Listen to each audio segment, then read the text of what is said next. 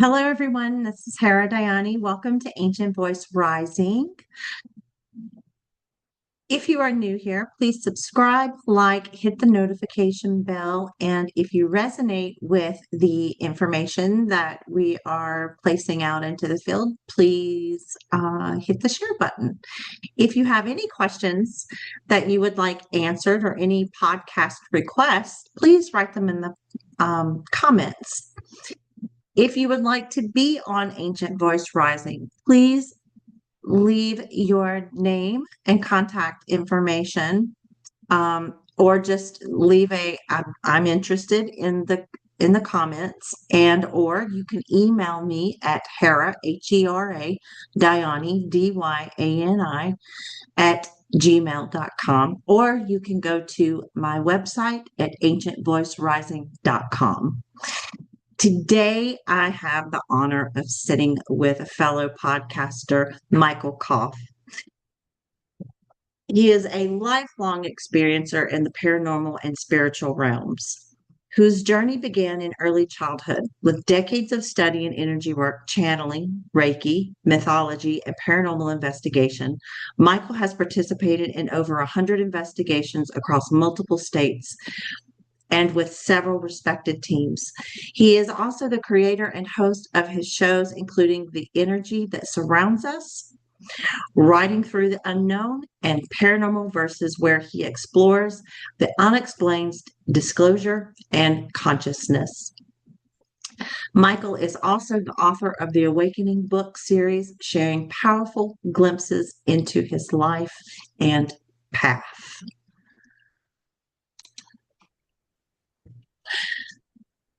Welcome to Ancient Voice Rising, Michael. How are you? I'm well. Thank you for having me. Glad to have you here.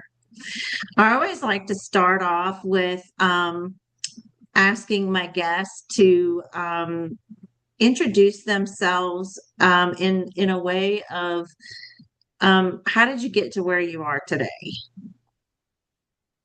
in all of your interests and stuffs. So my story begins back when I was teenager and not quite in high school yet, but I had family drama going on and it led me to wonder, what my role was and what my responsibility was. So I decided as I was reading about different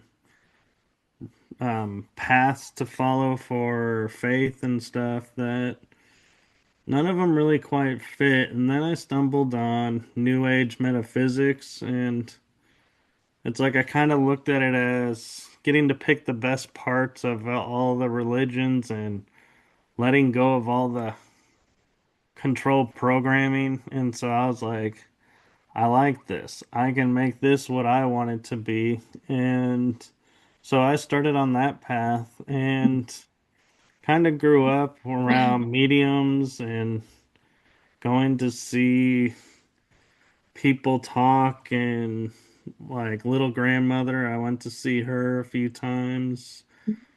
Got to meet a lot of interesting mediums. And so I was exposed to a world that kind of exists next to this world. It's like it's here, but it's not quite here. So I grew up with shadow beings and interacting with them. Mm.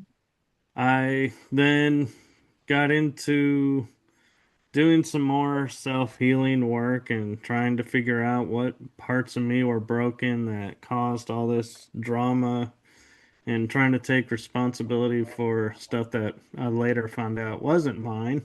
Mhm. And so, in the course of that, I learned how to forgive myself and how to change patterns in my life that no longer worked for me.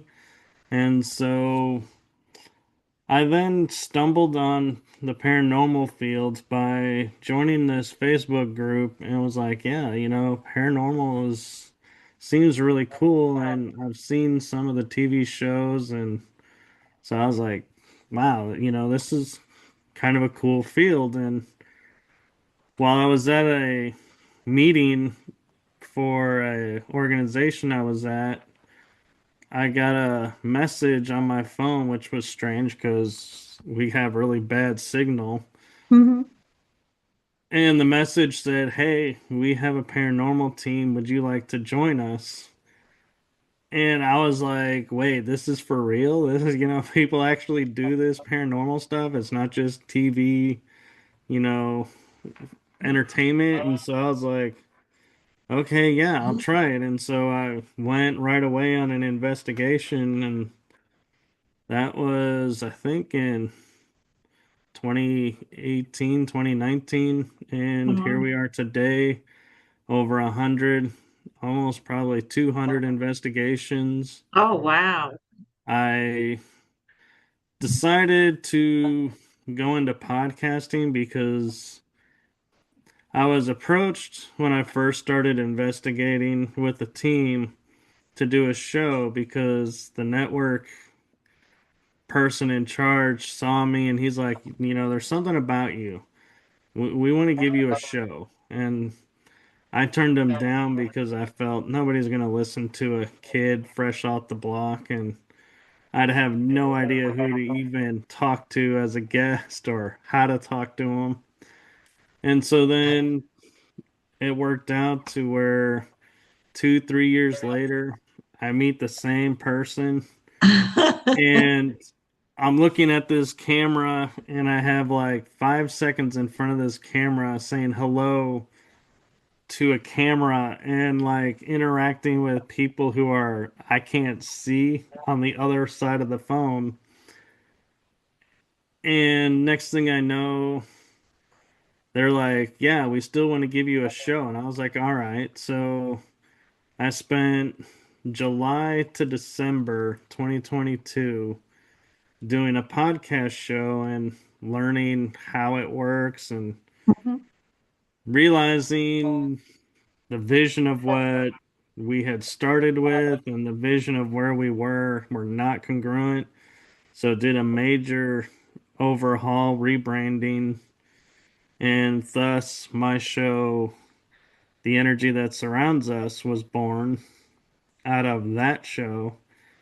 And then in 2023, my dad passed away, and we had a really big interest in like esoteric and the undisclosed, like hidden truths Mhm. around the world and everything. And so I was trying to think in my head, I was like, what can I do to honor, this part that my dad really liked and that I like? Mhm.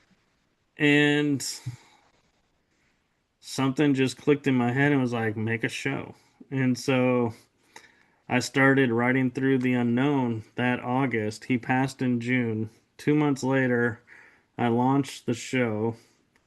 And I said, I'm going to give myself 10 episodes. It either makes or breaks because I don't know anything about doing a show like of this topic material. And this was podcasting.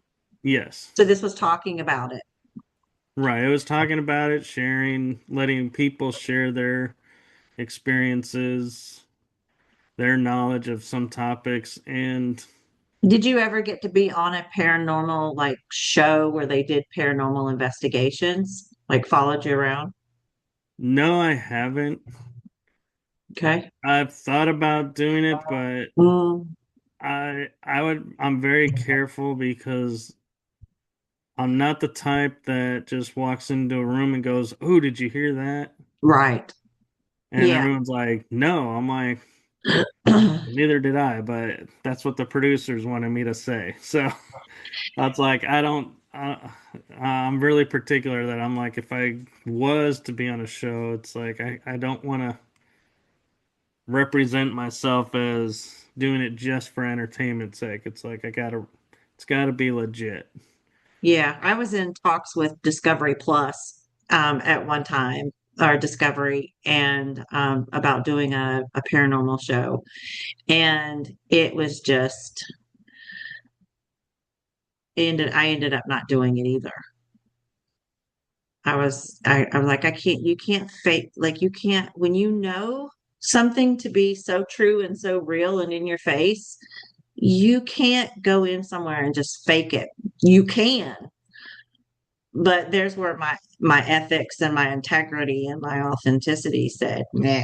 So I get you on Yeah. that point. I understand that. I mean, if I was to do it, I would make sure to make it clear that this is for this purpose and not this purpose, so people will distinguish. And if they do, they do. If they don't, that's up to them. It's like my Mm, conscience is clear, so to speak.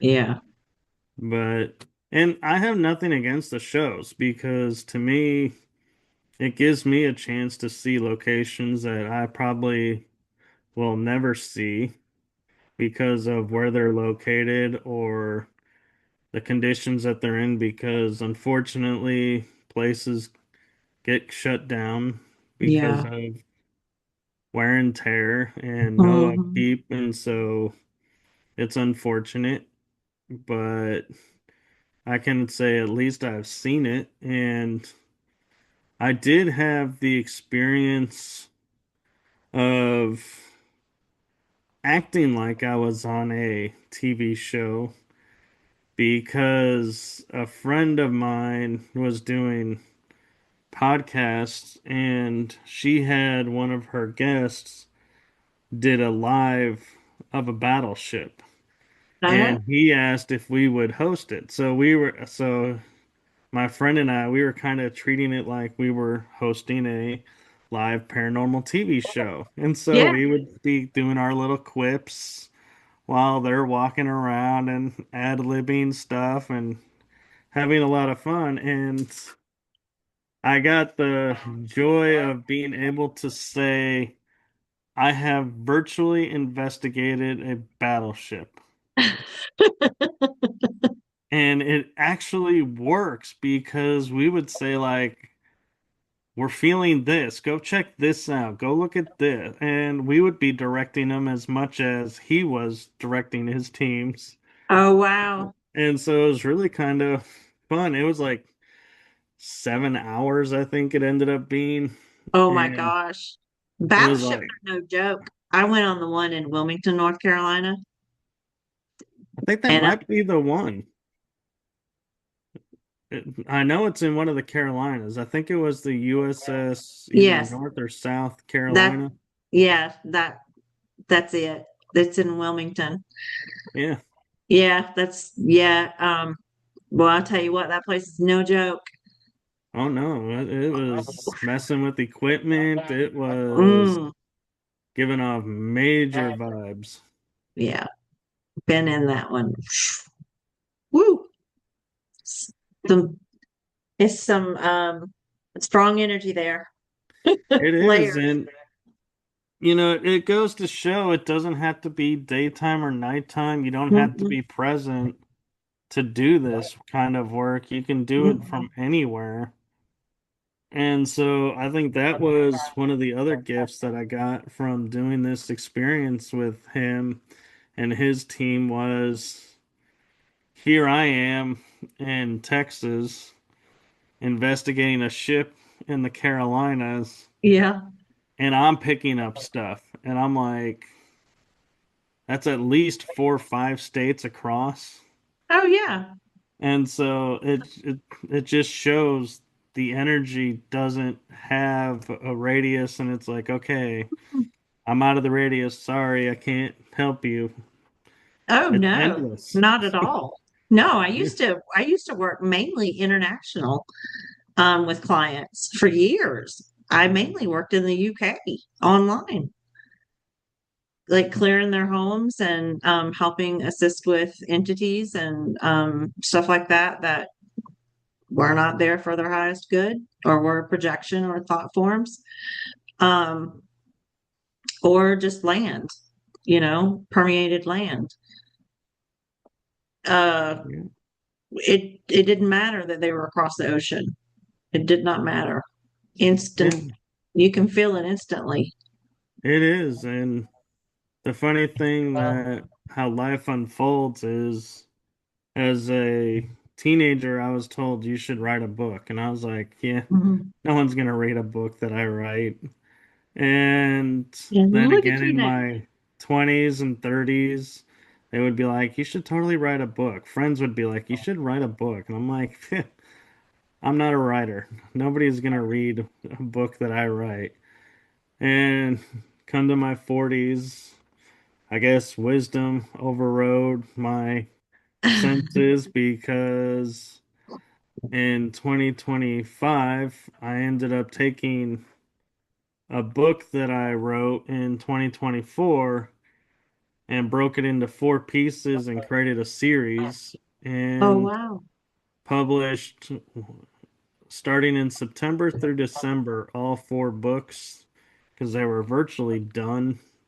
So I was like, write them, get them out, publish them, self-published through Amazon. And Okay. so I was surprised when I know like my parents would support me, and so, they would buy a copy of each version. So I was like, that's three. But when I was selling like eight, 10 copies of a book, I was like, that's seven other people Yeah. reading my stuff. That's Y- really cool. And it didn't matter to me if I was on the bestseller list or not. It's like Right.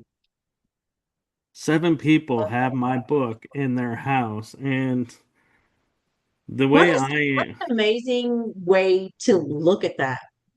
Because that perception right there is not a normal streamline of perception. no, That's awesome. What are the books? Do you have them with you? I do have all five books with me. And I will say though, before I show them, one thing that I will say that I think I don't know many authors, so I don't know if this is rare or unique, but what I did was if somebody contributed to my book, like a friend of mine was doing the covers and editing for me, Mm-hmm. I sent her two copies, a hard copy and a Mm-hmm. paperback, because I can't sign a Kindle version. But I signed and wrote a message to that person for their contribution. Wow. And so each book, whoever contributed, I would sign and write a message. And my mom, she helped me with one of the books, but she was buying a copy just to support me and, you know, help me with my dream of making a go at, whatever this journey unfolds into. And so I would sign her copies anyway. And so I now have my copies, her copies, and Wow. I just think, I wrote a dedication to everybody that's helped me and who, for each book, who had influence. And on the Mm-hmm. fifth book, I thought, you hear of like forewords where people wrote a message for somebody about this book. And so I asked a friend, because I was like, what can I do differently to set this book apart from the other set? Because I started working on a trilogy. And she said she would write a forward. And so I was like, I'd never had a forward. So put a forward in. And I was so grateful. And I have a copy of my book to give to her signed because she contributed the foreword. And, to me, it's easy to say to somebody, thank you for doing this. But Mm-hmm. it's another thing when you hand them something and say, this Yeah. is for you because this is as much yours as it is mine because you contributed. And I Wow. think that's why I do it is to That's say beautiful. this is our journey. And so recently my mom passed, and so I contacted my original editor and she was like, "Yeah, life is still wonky, but I'll help you out." And so we'll continue our relationship, and so the books will still be able to flow, but I've learned don't put all the material out at once, even if it's written. Space it out so people have a chance to read and get Yeah. excited for the next book. And the other thing about my books is they're all written from my point of view. They're all written about me and my journey. Hmm. And so it could be subject matter like, paranormal investigation. You're going to read about places other people have been, but you're going to read how it impacted me Gotcha. and what it was like for me. And I don't use pictures when it comes to the paranormal because I was thinking when I first started it, going, okay, yeah, I've been to this famous location. Hmm. So if I put a photo of it up, anybody could claim it's their photo. And I don't want to Yes. get into you used my photo. No, I didn't. It's not from the internet. It's from my own personal. And so I was like, no photos. Yeah. And just was like, skip that hassle. And I was a little bit worried about that because I was like, everybody likes visuals. Hmm. But the first few people that were reading the book actually, well, here, I'll hold up the book since we're talking Okay. about it, is my paranormal book, The Awakening, My Journey into the Paranormal. Okay. There are no pictures in there, but they were telling me the way I described each location, it was as if they were there. So it's Uh, like my words painted a picture, and I was like, to me, that was really cool to hear because that's what I was hoping for.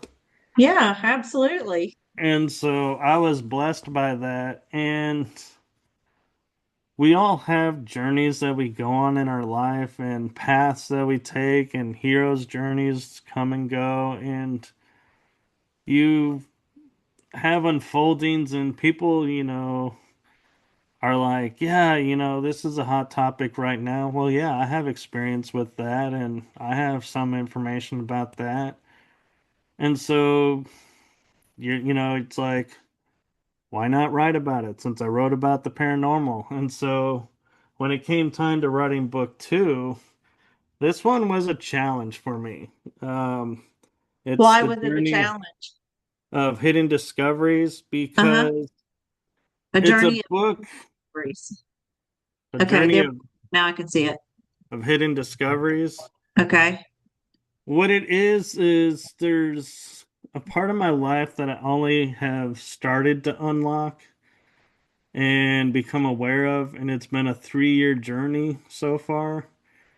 And so it was a challenge because I wanted to write about what I remembered and what I can confirm knowledge of Uh-huh. versus what other people have read and said, oh, you were part of this, oh, you were part of that. Well, that's all sounds nice, but when you get somebody who's actually a part of that and then they question you and you can't answer, I feel like you lose credibility. Mm. And so Mm. I was very careful to write the memories of what I had, what I thought they represented, and I left it to the reader to decide is it or isn't it? Where does this memory land? Is it a part of this Huh. or is it a part of that? And so, and my hope too in writing this was somebody else could start having memory, bleed throughs like I did, to where Mm. you remember stuff, but you don't remember how you remember or why you remember. And so Mhm. maybe this will help them begin their journey. into discovering where those memories are coming from and everything. And I finished writing that, and the unique thing about those two being the first two books is I couldn't write the paranormal book without including my paranormal podcast show, The Energy That Surrounds Us. Uh-huh. So I put its origin story in there towards the Oh, end. So you can see how, how it started, what we went through, where it is now, what changed, what is now the goal of. And same thing with the second book is writing through the unknown's origin story. And so I was like, if I'm going to share these, those were the places to put them because yeah. that's where they fit and that's what drove them. And it helps to kind of interlay to their aspects to the journey as well, unfolding. And so I then started looking at my life, and I'm sure you've gone through this too, where people are like, oh, you're one of those metaphysics people. So you believe this, you believe that. And I don't think a lot of people really understand what metaphysics is Hmm. and what it entails. And so and I It's decided very to write broad. a book, my journey into the metaphysics. Okay. And what it is I look at principles, theories, and different aspects of metaphysics, and I look at it from my perspective and say, this is what it means to me. This is how I learned it. This is how I use it. What do you think? And again, I put it into the reader to go, oh, well, that makes sense. To Oh, interpret it in maybe, their own way. right. And so maybe sit there and go, well, maybe that's why this was happening in my world, in my life. Mm. Maybe I am a part of this metaphysics and just didn't realize it. And so I was like, yeah, and I explained like the mirror effect. What is the mirror effect? What's a psychomantium? What is, past lives? I try to explain it in a little bit more depth. And to me, it was like me opening up a piece of my world and saying, here's what I've learned from it and how I learned it. Where do you go from here? Where should Okay. I go from there? Okay. What do you think? Yeah. And then I was like, That's kind of the way that I resonate with that because people would question what I was putting out. And I'm like, it's okay. It's open for interpretation. This is my interpretation. This is my perspective. This is how I'm learning it. right. And the second book, the Hidden Discoveries book, I actually included some drawings that I did where I had to recreate one of the drawings from my childhood. And Uh-huh. so I wrote recreation because I don't want to claim it as the original because I don't have the original drawing, but I could draw it from memory. And so I was like, here's the recreation. Being honest with y'all, transparent. It's not the original drawing, but it's almost 99.9% exactly the same. Okay. And other ideas of what was going on, we put pictures in. And in the metaphysical book, we put images in. And my friend Selena, who was doing the covers for me, helping me with the illustrations in these books. And so some of it is my work, and I call out when it's hers. Right. And we use no AI in the books in the series, the Awakening series. Mm-hmm.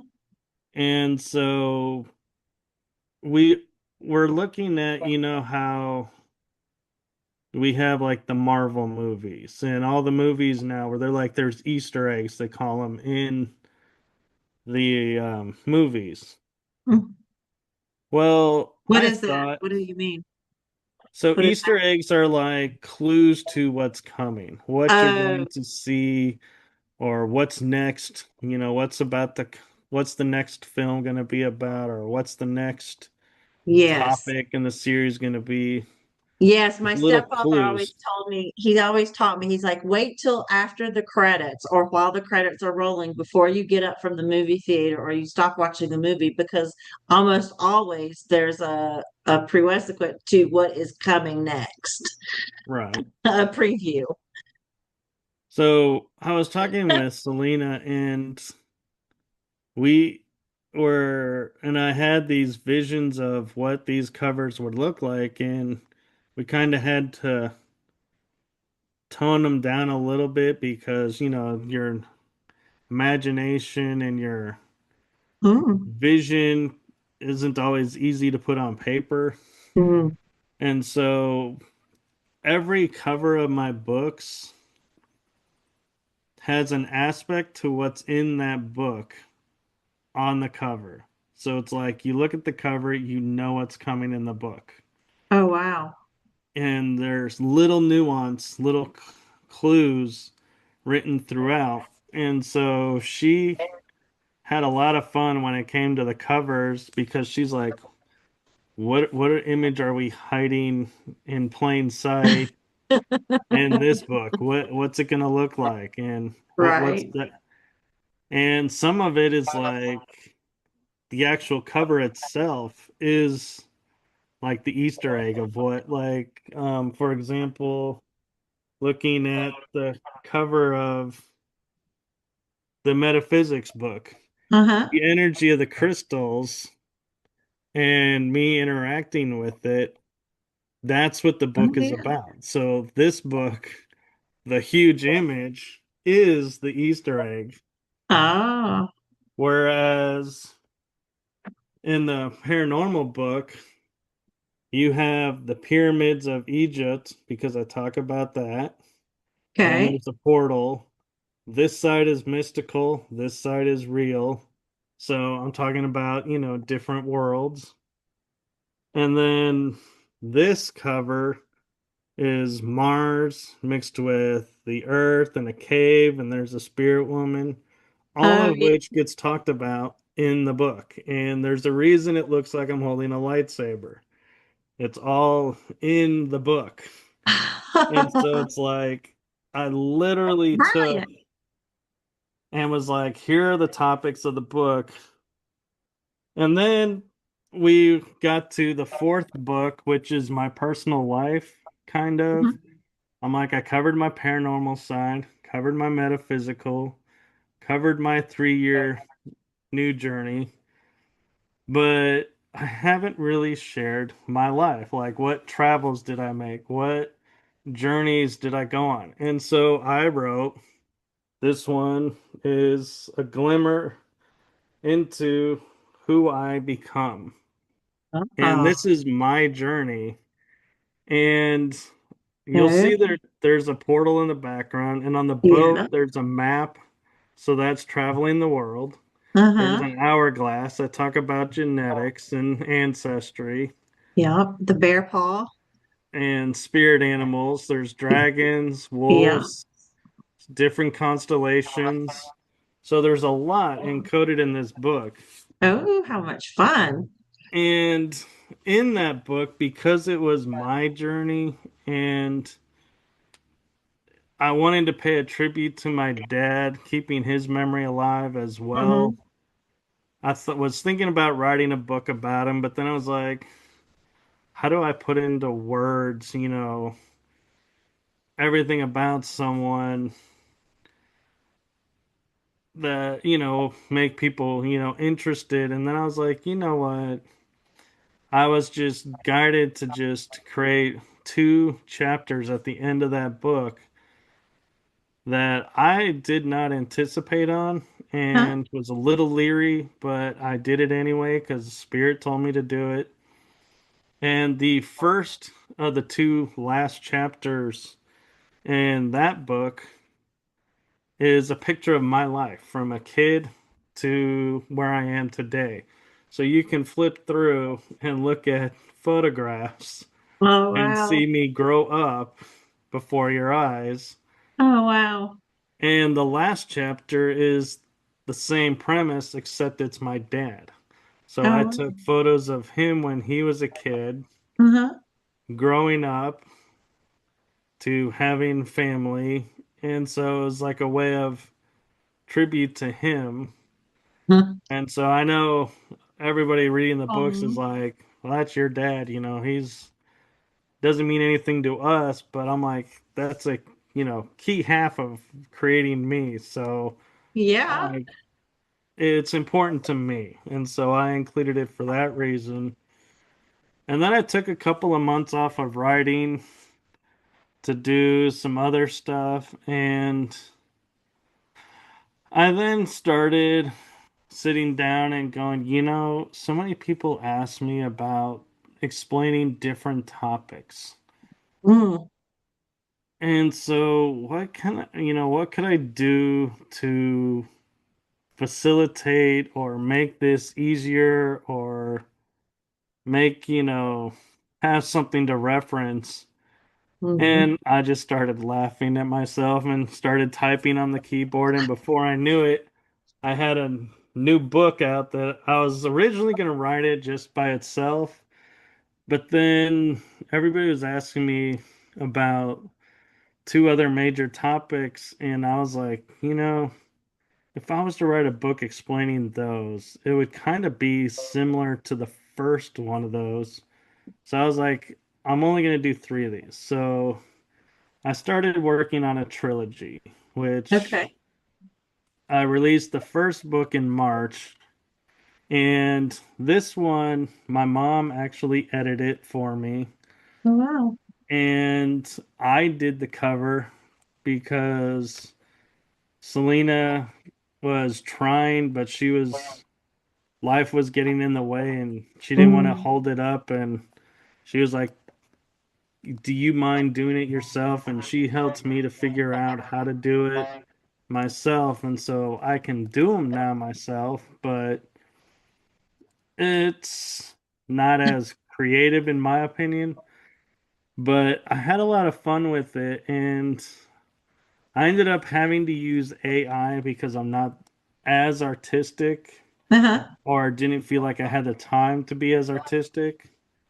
And so a deeper insight into the mind of Michael was born. And Oh, wow. Tip it the back just a little bit. There we go, right there. I kept it to where the UFO has lightning that's coming down and striking my head, and I'm looking up, and out of the portal are four or five ideas that I talk about in the book.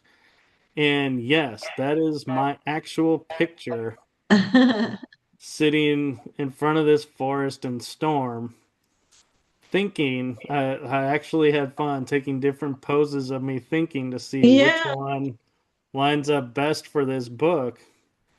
But what I did for this book, I think it looks great. I was quite pleased with it. And Well, you so should be.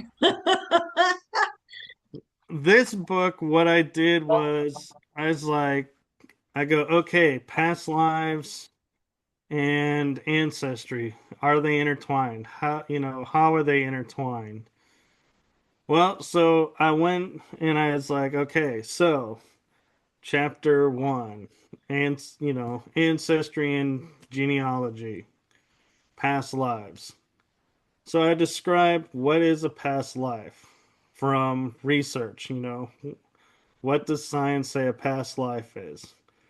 Then I go, okay, so this definition in my mind means this. And then I go, so this is how I learned and used it in my life and through memories. And at the end of that, I go, so do you think past lives are real? Do you think you've had any past lives? Do you, think ancestry and past lives are connected? And so I Mhm. leave it with a question, but you go through and you get to see my research. And like another chapter was thought versus perception. And I Mm. use movie quotes to say, here's a view of thought. Here's a view of perception. Are they intertwined? Are they separate? What do you think? Here's what the science defines it as. And Oh, so wow. it's me taking you on a journey how I research and think about these topics. And I don't write a conclusion at the end because I haven't even concluded an Yeah. answer to it yet. And so I'm like, I'm not gonna write one and then be like 3 months later go, oh, hey, by the way, this happened. So now I'm rewriting my ending to this section to this. So So you left it open-ended. I left it open-ended for the reader and for me to have freedom to continue to grow and not feel like, okay, done. Yeah. But I did do something a little different as well with this book is I took and I wrote a challenging chapter Oh. to where I go, here are blind truths we have accepted. And what it is like I bring up one section of that chapter is the grass that we look at is green. How do we know it's green? How do we know that what we're calling green isn't brown? Because we grew up in school telling us green is green. But who decided that? And then I had a science friend, and I write about this that said, well, it's the frequency, is absorbing everything but the frequency of green, and it's being reflected back. So we see green. Hmm. And I go, but how do we know that's the frequency of green? Because we really don't. And so I go and I'm writing, and I'm like going, we here is, we really don't know. For all we know, the Matrix movie is correct and everything is frequency, and we're looking at an abstract version, and I'm like, well, at the end of the chapter I go, I will blindly accept the grass is green because it's aesthetically more pleasing to look at than frequency code running up and down. And I'm okay with that. I still know Hmm. it's the truth is we don't know, Hmm. but I'm okay accepting that blind truth.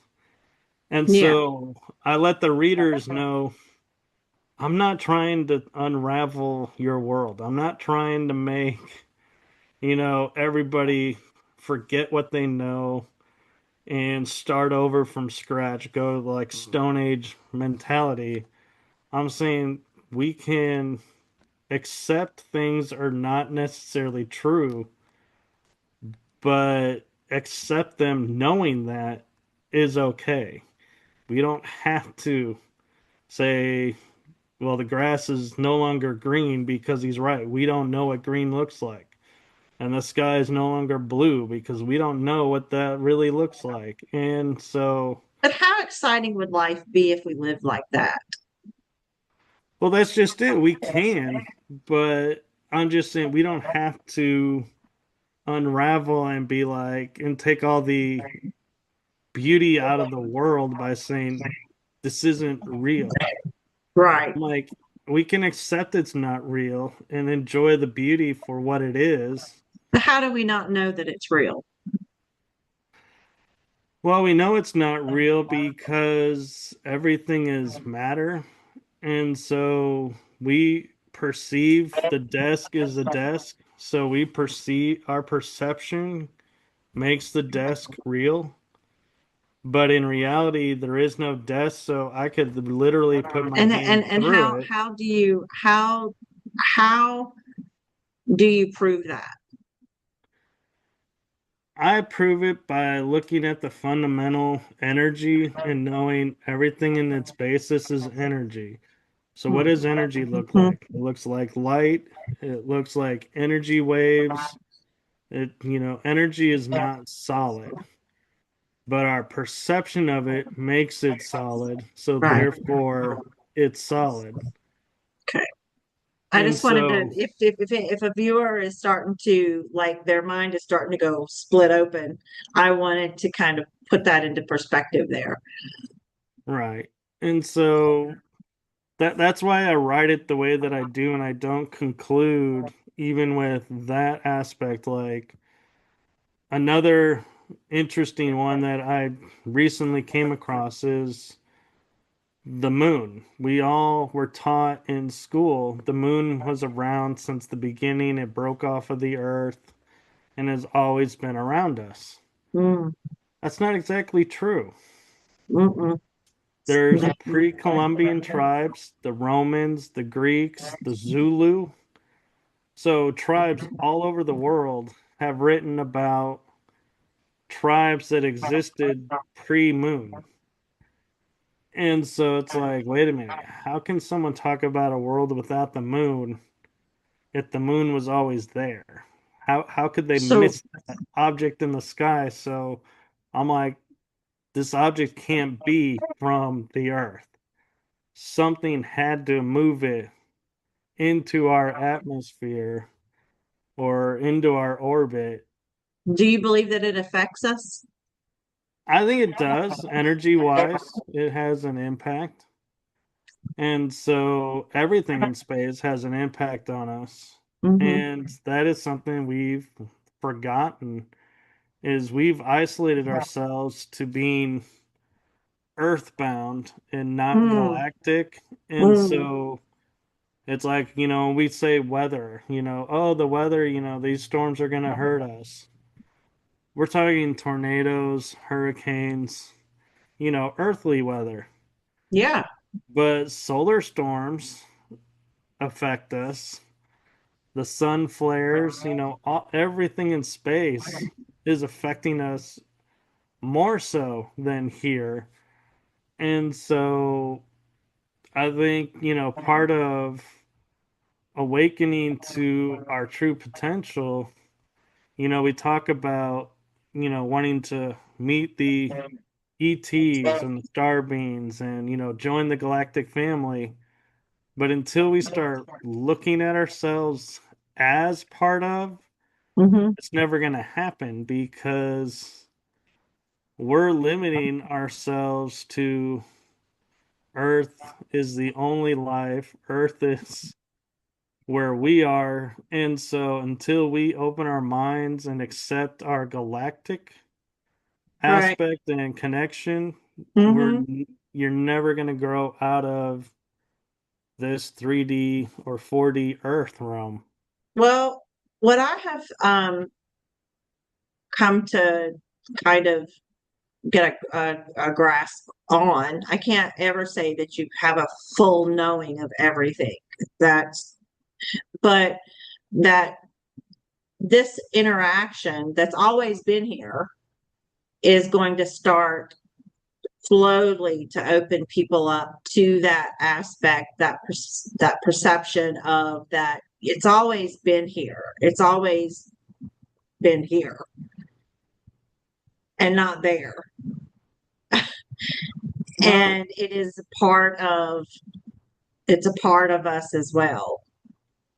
well, it depends on how you look at it. Like, for example, in I believe it's the Isle of Knossos near Crete, Mhm. where they have the stone archway that they found, and it's got a Triceratops on it, Tyrannosaurus on it, but yet dinosaurs have been extinct millions of years before man.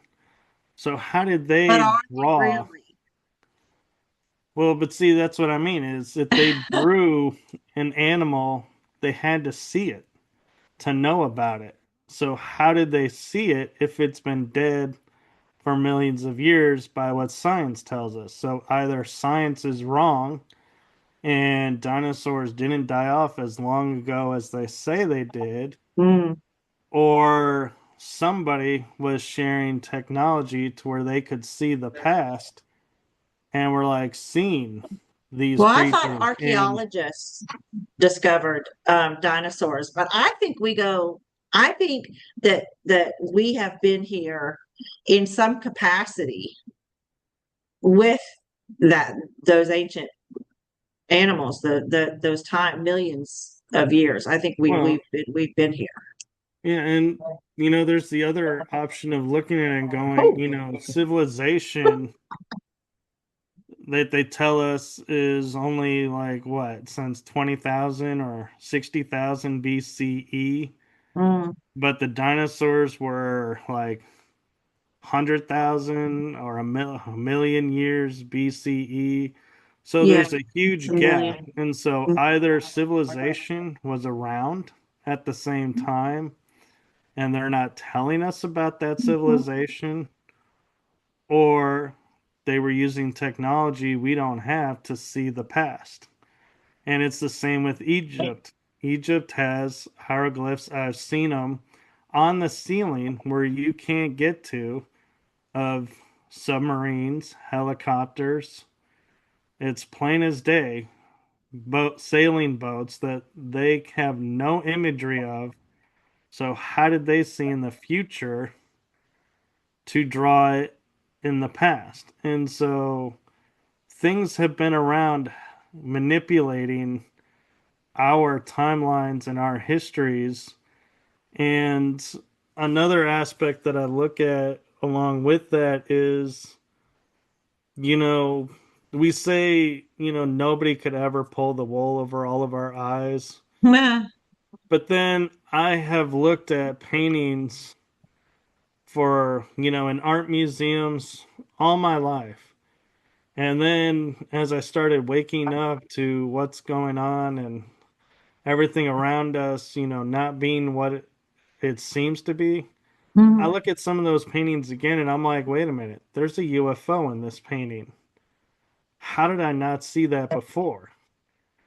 Because we didn't have the belief. And what I mean by that is I had a teacher who was a medium say if you take 15 people in a room and you tell them there's a UFO landing outside and you can go see it, you got five people who don't believe. They go outside, they They're see not gonna see absolutely it. nothing. Mhm.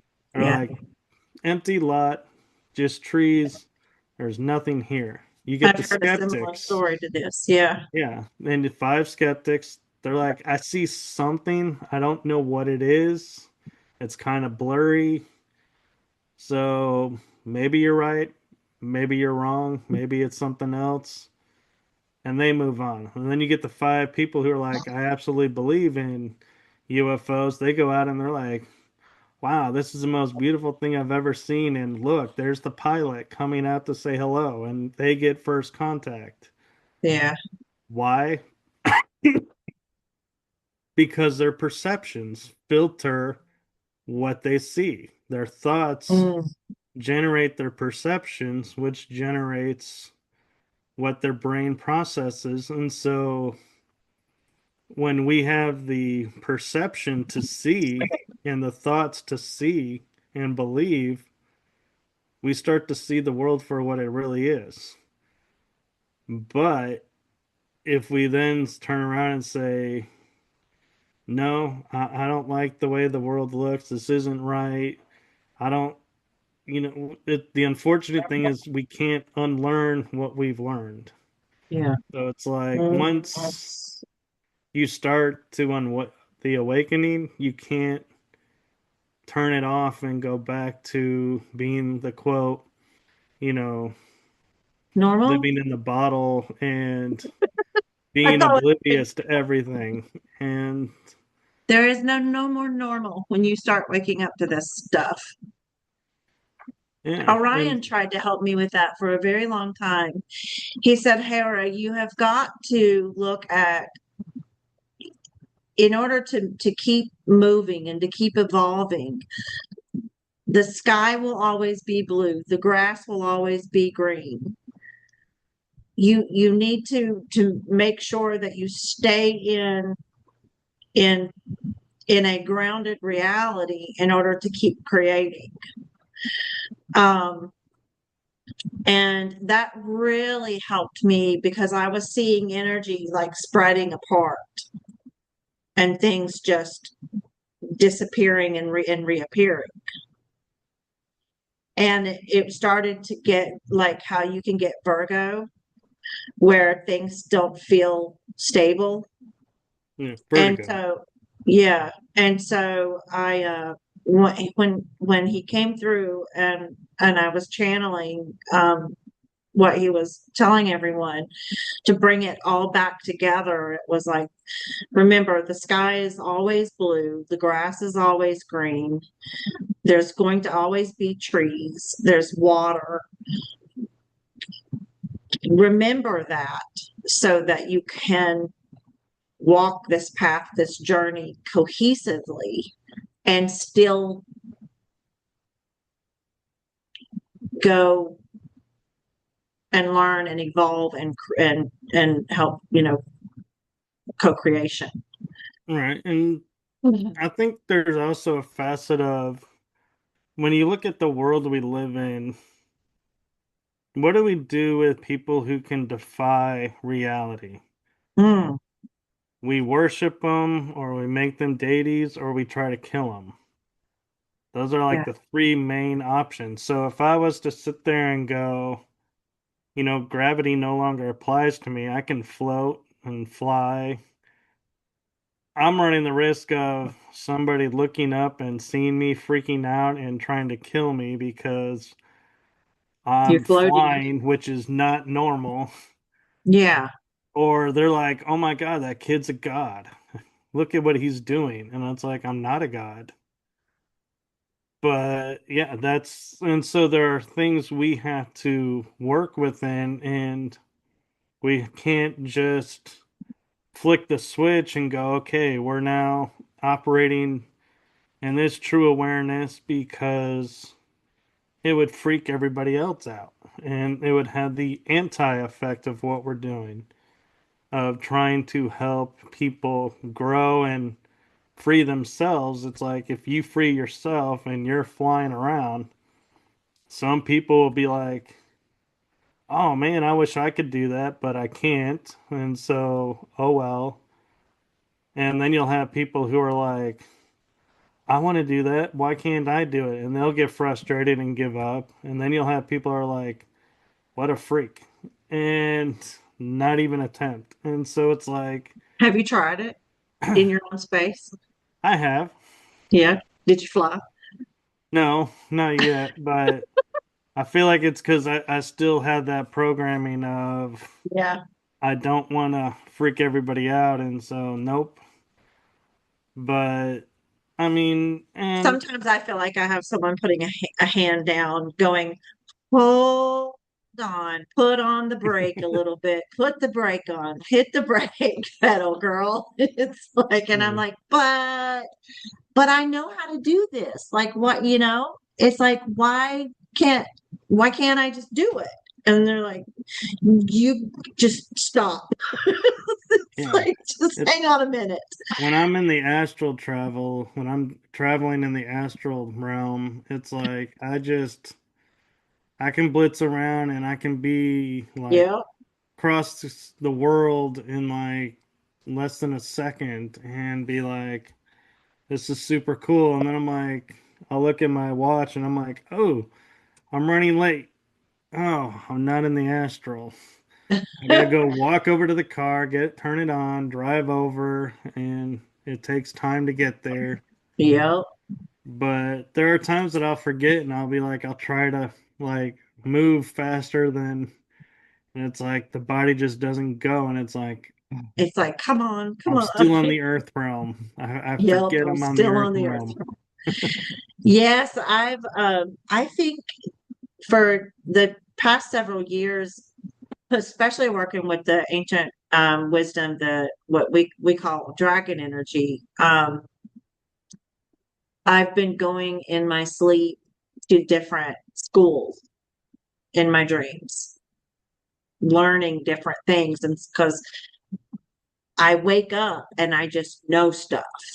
And there's no reason for me to just know it or to say something. And I go, huh?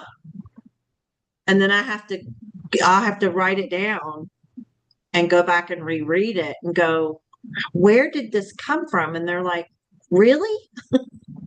And I'm like, because I don't remember any of my dreams. I haven't been able to remember one of my dreams since 2020.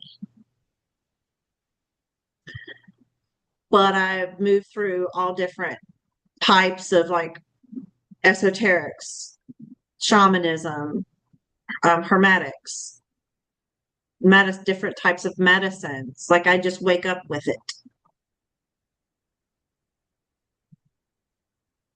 Yeah, I have those moments where I just have knowledge of and no idea where it comes from, but Yeah.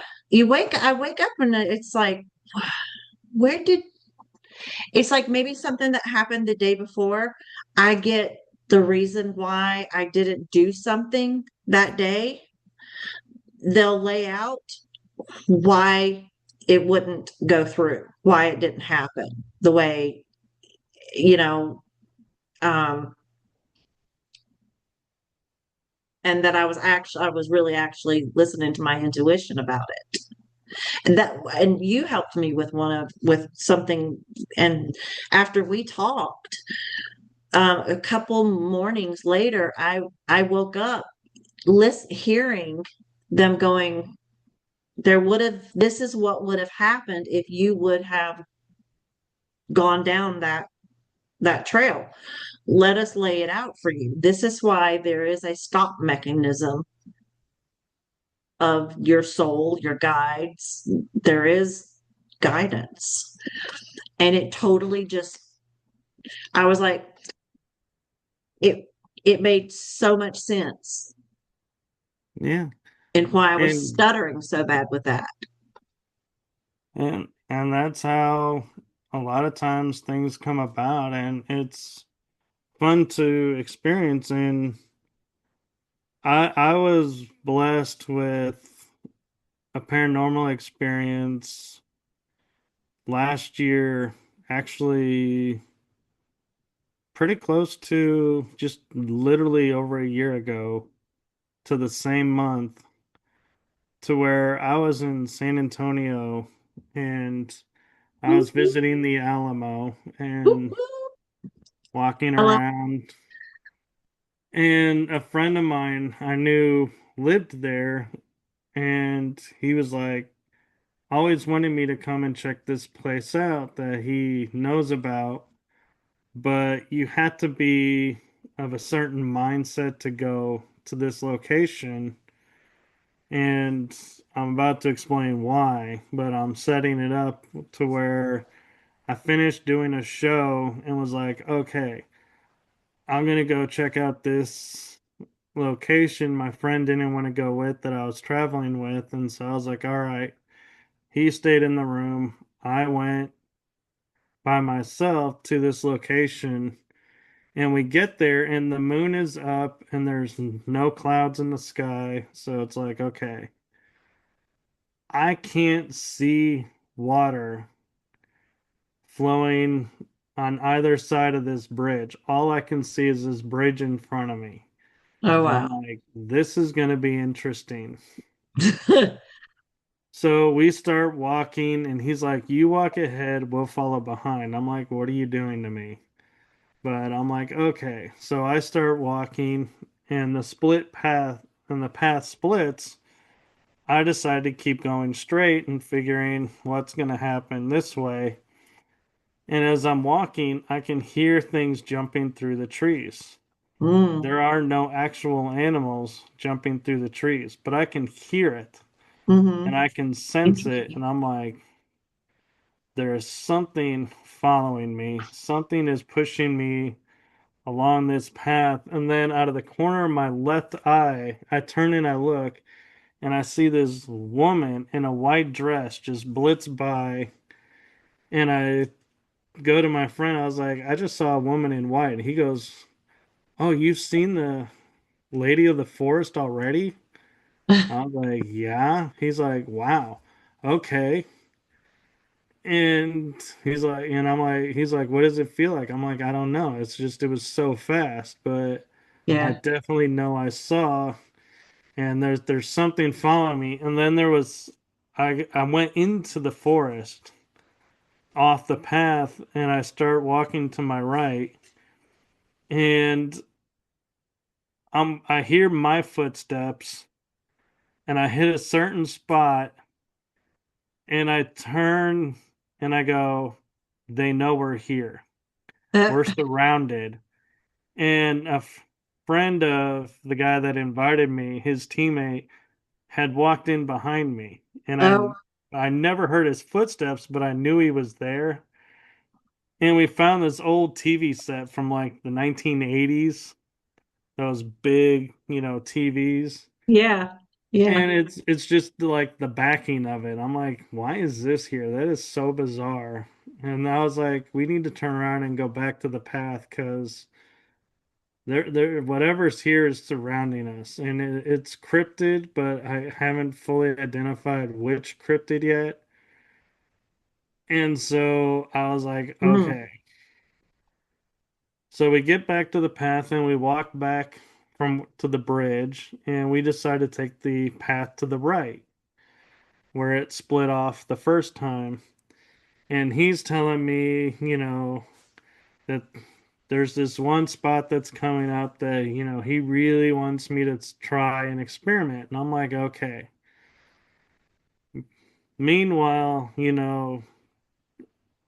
we're sensing time and not a lot of time has passed, maybe Hmm.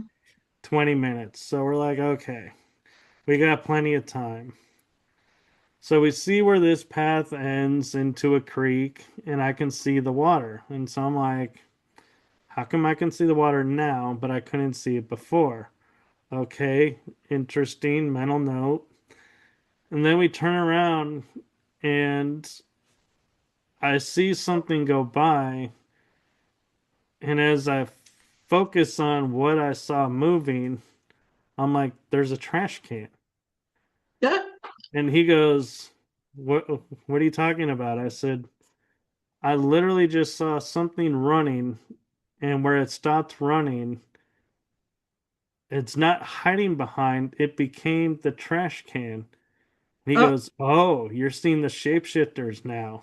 I was The like, I'm seeing the what? I'm like, what? what have you brought me into? And so, And this was a physical place. yes. It wasn't a show or anything. It was like, No, this is a like physical place in San Antonio. I couldn't tell you where it is, right. and I wouldn't recommend going there either without somebody who knows the lay of the land. And I'm about to explain why.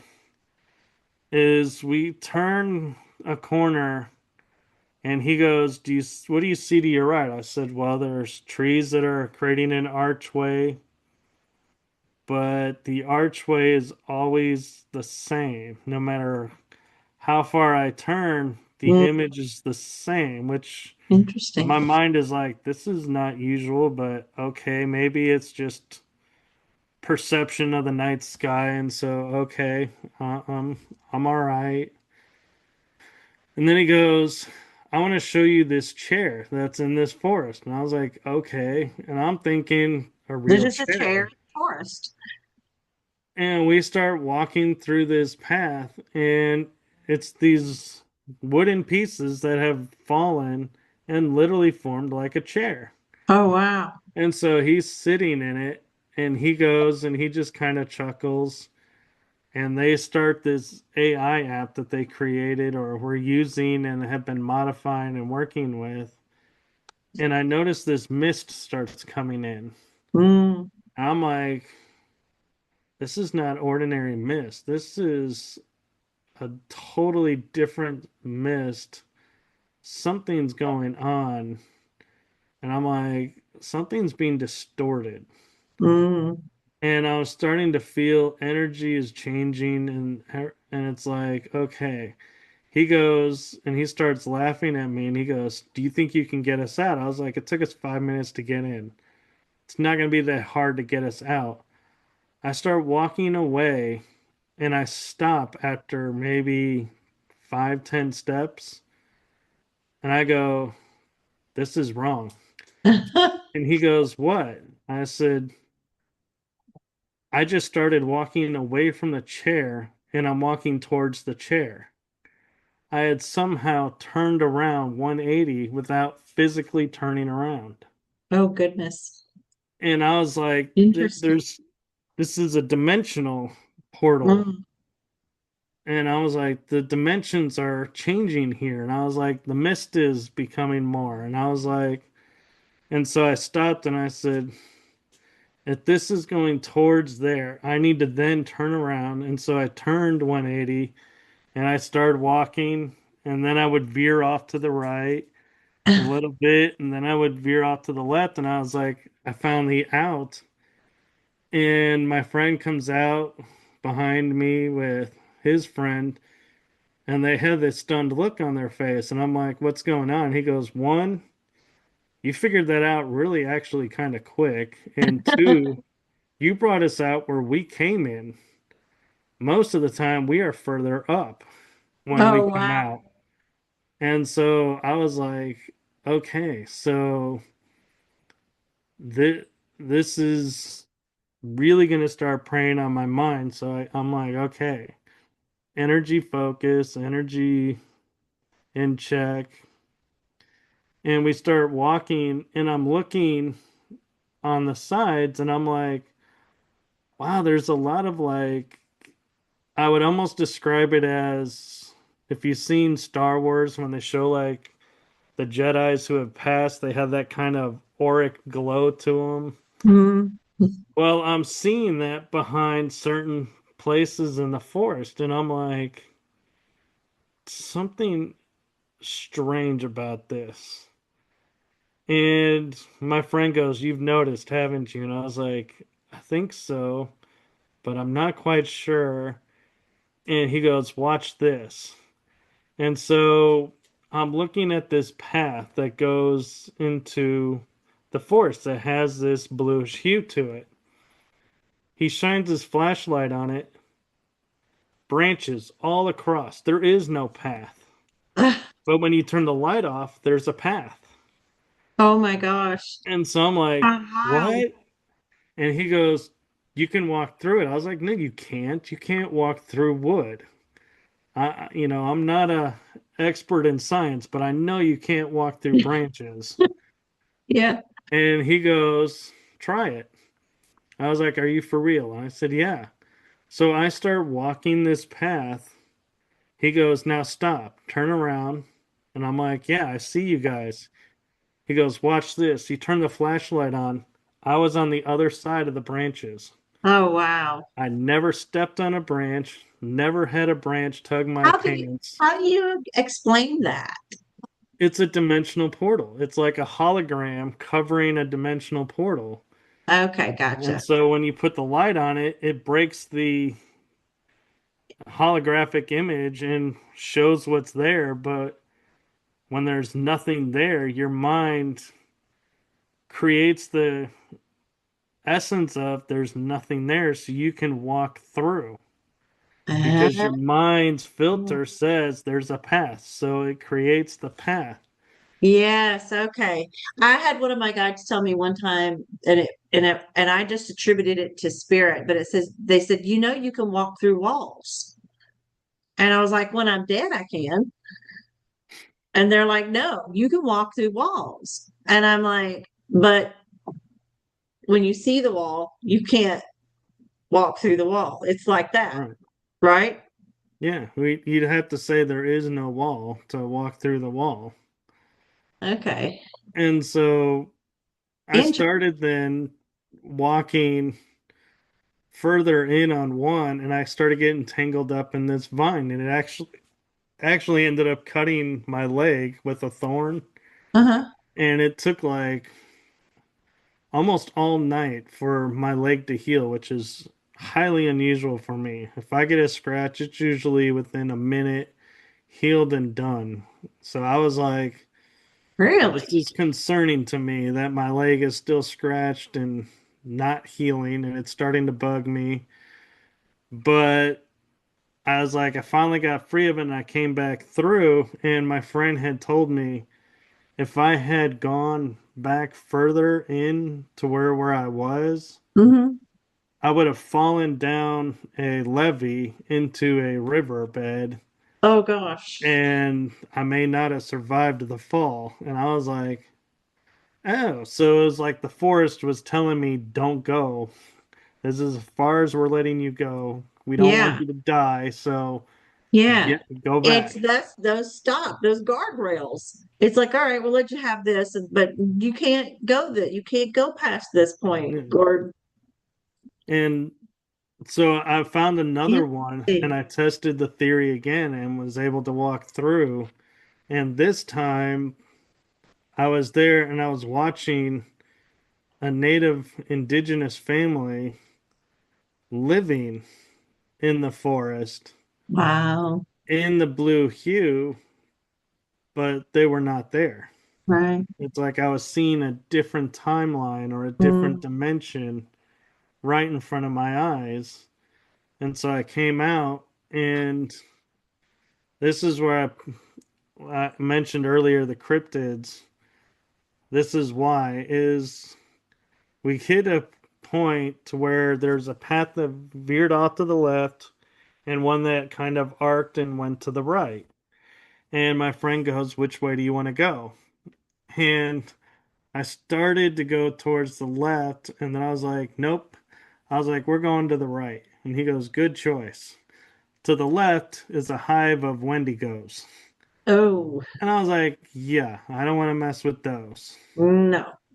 And right in front of us, I stop at a certain point, and right before we made a U-turn, and I go, "There's a cave entrance right there." And he goes, "Are you sure about that?" And I was like, "I would bet you money that that is a cave entrance." He turned his light on.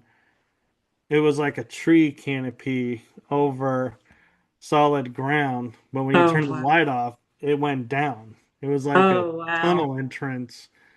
And I was like, "Oh man, this And you guys weren't tripping on drugs or anything. nope. We all we That's had was wow. water."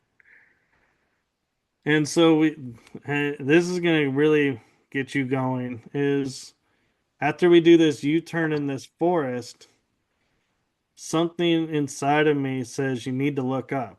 Mm. I look up and I can see the moon right in front of me, like right here. Here's Orion's belt. Yep. Here's Orion's belt. There's two Orion belts in the sky. Oh. And I'm sitting there, and for a brief second, I'm like, and I even called out to him and I said, "There's two Orion belts in the sky. Do you see that?" And he goes, "Yeah." And I was like, I'm no expert in astronomy, but we don't have two constellations of the same kind in the Uh-uh. sky at the same time. And he goes, "No, we don't." And I'm like, "But I'm seeing this." And he goes, "How are you feeling?" And I said, "Kind of like I'm in between." And so it's like I described it as being in the hallway where I could make the good and the bad, are on both sides. It's like I'm in the middle of a mirror. And Mm. depending on which way I step will determine which reaction I'm going to get. And he's like, "Yeah, you're in the mirror realm of the forest. Everything is mirrored here." And we found this house that was in ruins. And we start walking back. And remember how I said, like, time, we'd only been there 20, 30 minutes? Yeah. I was like, I need to get back to the hotel because I got to drive back the next day, and I wanted to be in bed by, 3, 4, 3 because I got to get some sleep. We started the journey at 11 p.m. Hmm. It was almost 3 a.m. getting out of the forest. Oh wow. I was thinking it was 1, 2 o'clock maybe. We Yeah. had lost a huge amount of time in the Mm. forest. And the forest wasn't done with us. Oh. So we start walking back, and he's telling me how he's walked with some people to where a lady with her husband were walking, and the husband said, I'll go ahead and I'll go get this. Well, he completely disappeared. They couldn't find a trace of him. And they were like, uh-oh, did we lose somebody in the forest? What's going on? And then he came back where he said he was like probably 5 feet, we'll say 5.5 feet tall. Uh-huh. When he came back, he was like 8, 9 feet tall. Oh my gosh. And he Ah, started shrinking the closer that they got to each other and was like normal sized when they met up. And I was like, that's kind of trippy. But that I I was could get going the to say that is true. disappearance, but I don't know about the getting taller part. And just as I started thinking about that, so the trail goes like this and bends and then comes back. We're walking and the bend does this and just creates a straight line. Oh wow. Concrete actually moved from a curve to a straight line. Interesting. And I was like, I looked at him and I said, you just saw that, right? He goes, yes. I was like, I'm no engineer, but I do know concrete does not get up and move, nor does it go from a bend to a straight line without issues. And he's like, I know what you mean. And we're walking and it keeps doing that. It's like our path becomes a straight line in front of us. Oh wow. And we go back and we get to the bridge. I can now hear the water running on one side, and I can see the water running. And I go to the other side of the bridge, and the water is perfectly still like glass. Wow. And I'm like, there is How is nothing that? known to man that can be under this bridge that'll keep the water full on one side with no movement. Yeah. Water doesn't just stop. Uh-uh. And so I was like, where the hell are we? What? And so I started calling it the dimensional forest because I was like, this is just trippy. And I'm like, I'm feeling like I may go back and like How revisit the was that a forest. blessing? What made you think that that was a blessing to be able to experience all of that and Well, to to me, different dimensions? the blessing was I had the awareness to see it, Mm-hmm. and I had the awareness of not freaking out and going, nutso and being like, this is all impossible. Oh my God, and freaking out and having a mental breakdown Mm-hmm. because I was warned before I stepped foot on that bridge. They were like, are you sure you can mentally handle this? Wow. Because people have gone in here and have come out seeking mental help because they break. The Mm. forest will break you or it'll guide you. We don't know.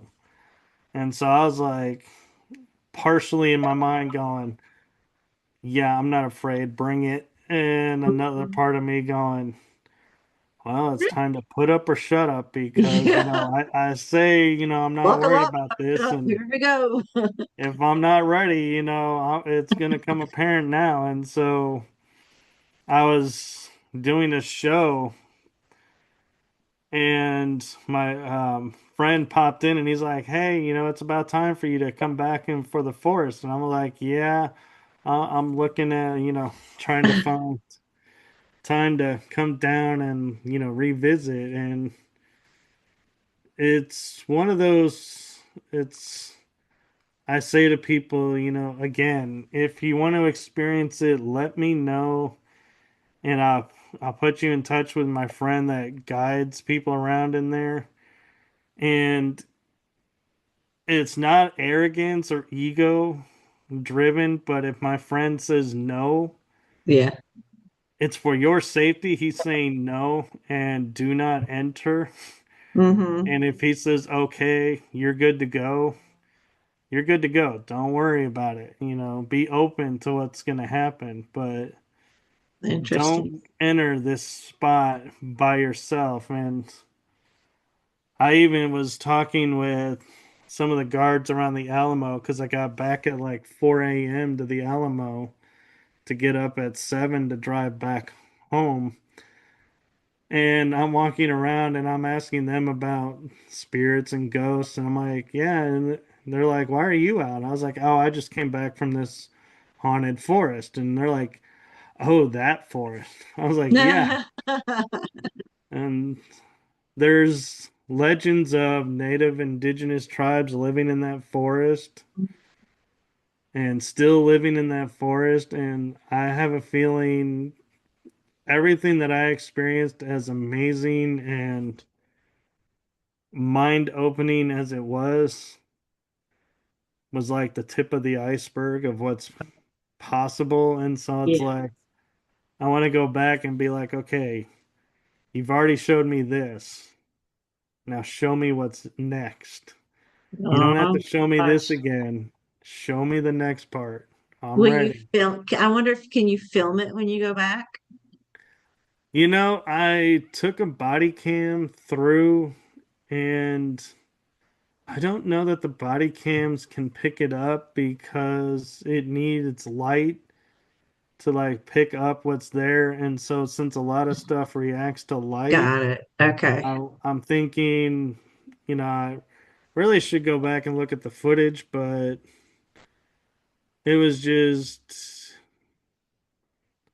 it's one of those to where it's like the experience is more than the footage Right. is worth. But I have a different cell phone now that has like a nighttime mode. Uh-huh. And so I might take my phone with me and be like, hey, let's hook it up to a battery so I don't drain it while I'm out here. Yeah.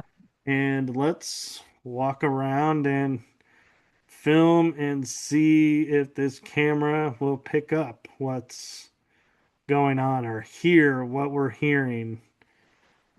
And If you do, please put it out there for us that can't get there to see it. yeah, Yeah. we, Well, we're we even had fun messing with some kids that came in. They were like college age kids and they were just like messing around. And I was like, do they have any ID? And he's like, nope. And so oh, the guy that was with us, his teammate, starts yelling at him, going, oh my God, did you see the ghost of what's out there? And they're like, there's a ghost here? Yeah. And there's like, and you might disappear here. There are people that disappear here. oh my gosh. And they were like, we're gonna go back. We're out of here. I was like, yeah, that was hilarious. We were like spooking people to get them to leave because we're like, you're not ready for this.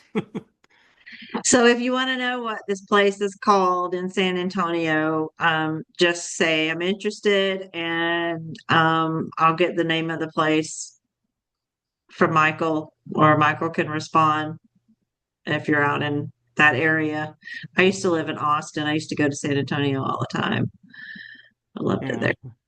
it's a 5 hour drive for me, so it's like not that easy to just pop over and be like, Yeah, hey, I'm here. yeah, yeah. I could leave early in the morning and do it and drive back, but not at night. And so I'm kind of tempted to see if I can arrange a daytime visit for him because he said he'll do the same thing in the daytime. And Oh, so that's neat. I, That's when I I would. I wouldn't go at night. I'd go during the day, but I wouldn't go at night. yeah. Yeah, no, So yeah. Well, I don't know. I might, but I don't know. I'm not really an outside nighttime person. But yeah, it's it's an experience. And so yeah, I can say to him, hey, I've done the nighttime. Can we do a daytime? And I'll drive down and, do a daytime version of it and that'd meet be up interesting. and do it. And then I'll drive back and be like, yeah, what did I just walk through? And try to find a way of being more adept with the time and see, maybe taking a time device with us and be like, Right. see how Right. if it gets manipulated. Oh, there you go. Well, Michael, we're coming to the end. Is there anything else that you would like to add or say to the viewers? Well, one thing I would probably add and say would be is no matter where you are in life, no matter what's going on, always have hope because Mm-hmm. that's the spark that's drives the human spirit. Mm-hmm. And know, no matter what, you can rise above it, be the phoenix, and know as much as people can manipulate us and control us in a way, they cannot take the spark that's at our core. So as long as you hold to that light, then you'll be fine. Wonderful advice. Wonderful advice. Thank you for being on Ancient Voice Rising and sharing your story and sharing your adventures and your books and your podcast. We will put the links to everything in the comments under this video on YouTube for everyone to find. And I appreciate you being on the show. Thank you for inviting me. Absolutely. And I look forward to having you back. I'll be happy to come back anytime. I think we have more to talk about. Oh, there's always more. Yeah, there's always more, always more. All right, guys, thanks for watching. I appreciate it. And like I said, if you would like to see anything else on the Ancient Voice Rising podcast, please leave it in the comments. Like, share, and subscribe, please. Thank you. Peace out.